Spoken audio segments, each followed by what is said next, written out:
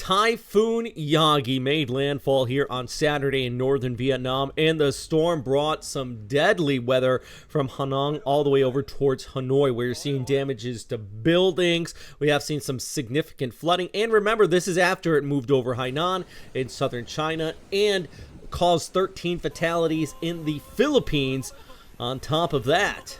Now, the storm systems continue to track off towards the west, and we got more stuff to talk about on the horizon. Now, it is still a potent storm system, down to severe tropical storm status at least, but still bringing heavy rainfalls for northern areas of Vietnam. But I do want to talk about where this storm's been, because it did really spun up pretty quickly a week ago, last Sunday, just off the east coast of Luzon and Visayas, causing deadly flooding with that enhanced monsoonal flow, the Maga, coming in from the west across a good portion of Visayas off towards Manila. But then it moved and strengthened up to a super typhoon here just towards the east of Hainan, moving out towards northern Vietnam, still as a dangerous typhoon and coming on shore.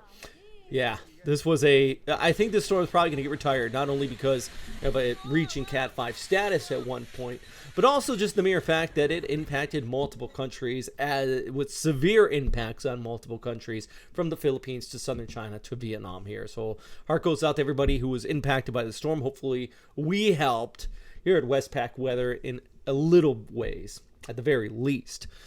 Looking at the broader picture, though, we still got a lot else going on out here. Of course, here's our heavy rainfall from Yagi moving there into northern Vietnam, but also have this kind of monsoonal gyre trying to spin up over towards Okinawa, enhancing flow for northwestern Luzon, and a new storm that could be developing just towards the east of Guam, impacting the Mariana Islands, which that in itself is probably going to enhance the monsoonal flow here too. So there's a lot of that happening, and a lot of people are asking me, will a typhoon hit the Philippines? Right now, it doesn't look like it would, but the same story a different day with this monsoonal flow. And this is what I'm talking about. Here's this storm probably going to hit Okinawa, maybe a monsoonal gyre, maybe a tropical storm pushing over Naha in the southern Japanese islands.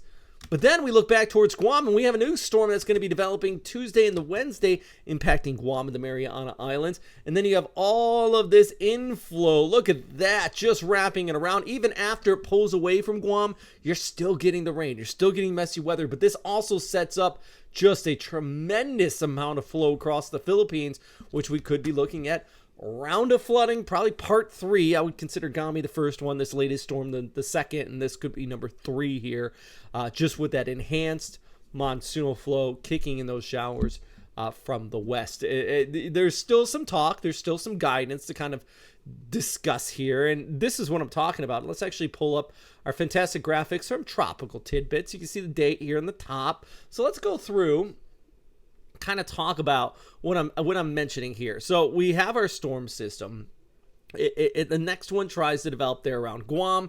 This is the GFS, moves off towards Okinawa and the southern Japanese islands. So even with the GFS compared to the ECMWF, both are indicating the most likely scenario of a storm developing around Guam, moving towards Japan and enhancing that monsoonal flow. So I know a lot of you have been asking me, and a lot of people are sharing on TikTok or something like that there's going to be a typhoon in the Philippines. I don't see it. I don't see any guidance. I haven't seen any guidance.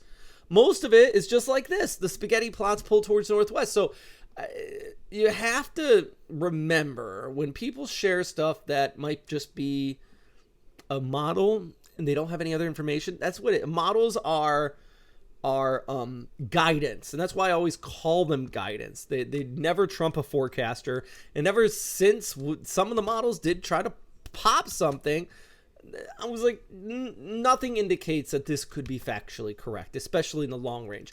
More than likely, we're probably going to get a storm around Guam that's going to shift towards the north because of this monsoonal trough, which would lift it towards the north, enhancing the monsoon, and we're going to get a lot of days like this where you see all that rainfall across the west coast of the Philippines. So yeah, that's my take on it right now.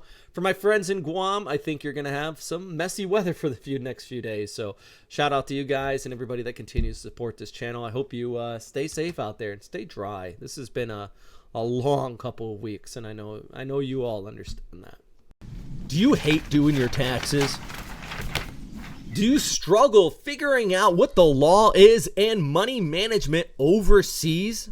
I wish there was an easier way. Well, FrontrunnerFinancial.com is your choice if this falls into your category. They're an international-based group of American accountants. They're based in Manila, and they're qualified to give you the best information where you are for those international finances. I wish I had these guys when I lived in Tokyo.